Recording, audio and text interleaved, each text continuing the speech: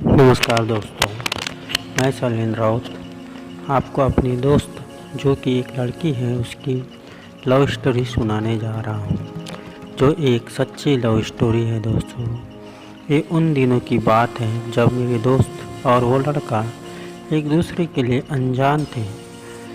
ये कॉलेज का वह पहला दिन जो एक दूसरे से टकराने वाला दिन था, जो उन दोनों को एहसास भी नहीं था कि उनके बीच मुस्कुराने से रोने तक का सफ़र उनकी किस्मत में लिखा होगा। एक रोज़ वे दोनों एक दूसरे से मिले, लेकिन वे एक दूसरे के लिए अनजान थे। फिर यह हुआ कि उन्होंने एक दूसरे को देखा और मुस्कुराने लगे। समय के बार बार फिर एक दूसरे से टकराने लगे। इससे उनको लगा कि ये टकराने का कारण क्या है। फिर वे दोनों बार बार टकराने के कारण उन्होंने सोचा, क्यों न हम एक दूसरे से बातें करें, हम एक दूसरे से बातें करके देखें। तब उन्होंने हिम्मत करके एक दूसरे से बातें की और एक दूसरे के तरफ दोस्ती का हाथ बढ़ाया और वे दोनों दोस्त बन गए। वह दिखने में ज़्यादा खूबसूरत नहीं थी, पर वह उसे एहसास दिलाने लगा कि वह बहुत खूबसूरत है। वह उसके पसंद नापसंद का बहुत ध्यान रखने लगा। फिर धीरे धीरे उनके बीच बातें हुई, मुलाकातें हुई। वह एक समझदार और सुलझा हुआ इंसान लगने लगा।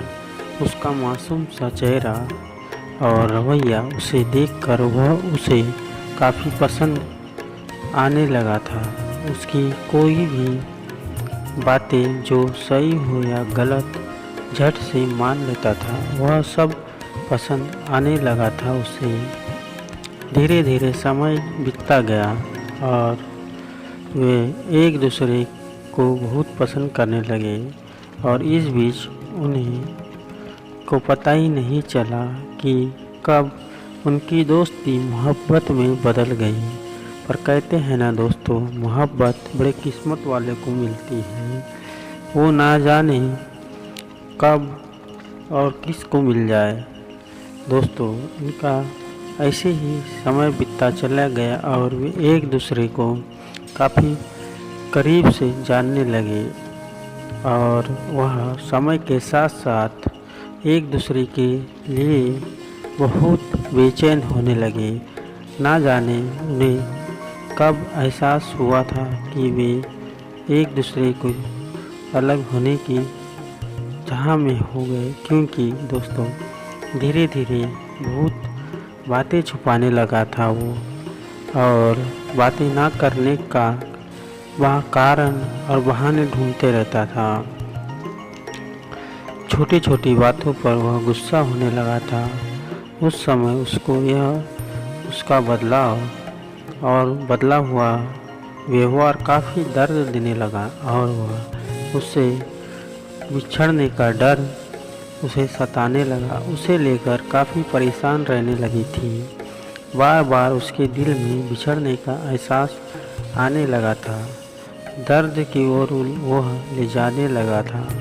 फिर एक दिन उसके बदलते व्यवहार का कारण पता चला उसे, तो उसने सोचा कि आज यह कारण उसका काफ़ी दर्द भरा है और वह सोचने लगी कि मैं उससे ये बातें पूछूं या ना पूछूं। तब उसने सोचा, आज कैसे भी करके मैं ये बात पूछ ही लेती हूँ।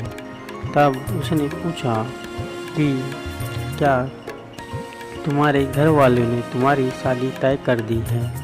तब उसने भी रोते हुए कहा, तुम्हें क्या पता चला? तब उसने सोचा कि तुम ये बात सही है या नहीं, क्या तुम्हारे घर वाले ने तुम्हारी शादी तय कर दी है? तब वो भी रोते हुए उसने भी जवाब दिया, हाँ, ये बात सही है कि मेरे घर वाले ने मेरी शादी तय कर दी है। तब वह लड़की काफ़ी रोने लगी और वह अलग ही होने लगी। उसने उससे कहा, तुम मुझसे दूर हट जाओ, मैं तुमसे बात नहीं करना चाहती। वो काफ़ी दुखी हो गई और परेशान होने लगी। लेकिन यह पता चलते ही कि उसकी शादी हो रही है, शालिनी के होश उड़ गए और उसने अपना आपा खो दिया था, जिसके कारण वह चिल्लाकर रोने लगी और उससे दूर रहने की गुजारिश करने लगी।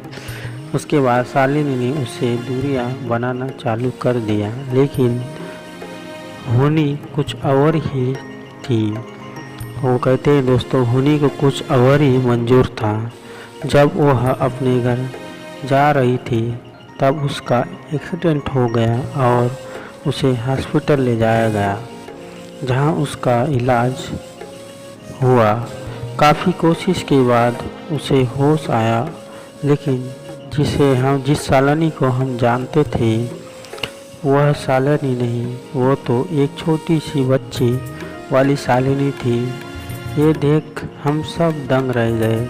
उसके माता पिता भी काफ़ी परेशान हो गए। जब यह बात हमने डॉक्टर से पूछी और बात की तो पता चला कि उसके दिमाग में चोट लगने के कारण हुआ था। आज जब भी उसे देखते हैं तो हमें रोना आ जाता है और हमें उस शालिनी की याद आती है जो हमारे साथ में रहा करती थी, और उसे हम आज भी याद करते हैं। उस एक्सीडेंट के बाद हमें अपने दोस्त की कमी का एहसास हुआ। चाहे वो लड़की क्यों ना थी, लेकिन हमारी बहुत केयर करती थी। जो उसके साथ बिताए हुए जो लम्हे थे वो काफ़ी याद आते थे। दोस्तों, हमने जो कुछ खोया वो शायद नहीं पता, लेकिन हमने उसकी कमी का एहसास को देखा और जाना है।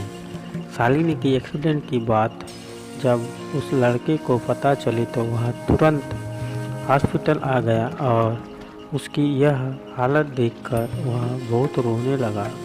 तब उसने फैसला किया कि अब वह शालिनी को कभी नहीं छोड़ेगा और ना ही कभी उसे अकेला रहने देगा। इस हादसे के बाद उसने अपनी शादी तोड़कर शालिनी से शादी करने का सबसे अनुग्रह किया और इजाज़त मांगी। सभी ने शालिनी की इस हालत को देख सभी ने उसको इजाज़त दे दी और उसे कहा, अभी तो शालिनी की ऐसी हालत है, कहीं तुम उसे छोड़ तो ना दोगे। तब हमने भी उस लड़के से पूछा, क्यों, अब तो शालिनी की दिमागी हालत सही नहीं है, तुम उसे छोड़ तो नहीं दोगे बाद में।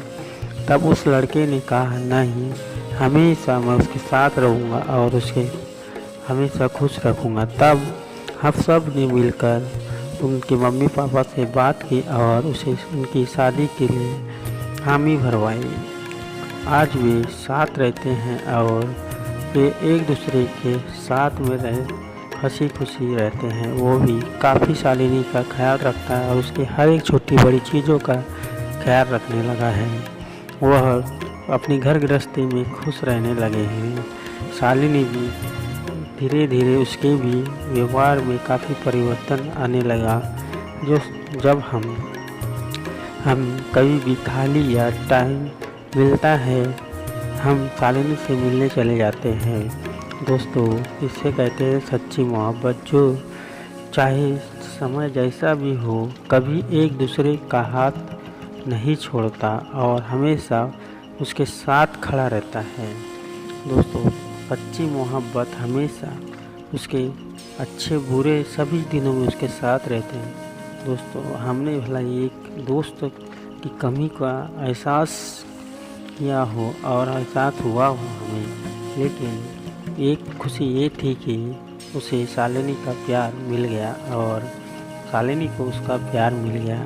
लेकिन दोस्तों, अगर समय के पहले ही उसे मिल गया होता तो शायद आज शालिनी की यह हालत ना होती और ना आज वो इस स्थिति में होती। दोस्तों, आज जो भी है प्यार मोहब्बत में कई लोग धोखा दे जाते हैं और कई लोग सच्ची मोहब्बत को छोड़ के चले जाते हैं। मेरे दोस्तों, आपसे यही कहना, अगर आपको सच्ची मोहब्बत मिले तो उसे कभी छोड़ा ना करें और हमेशा उसके साथ रहें। दोस्तों अपने कमेंट में ज़रूर बताओगे कि आपको ये कहानी कैसी लगी। दोस्तों एक सच्ची कहानी और सच्ची कहानी पे आधारित है।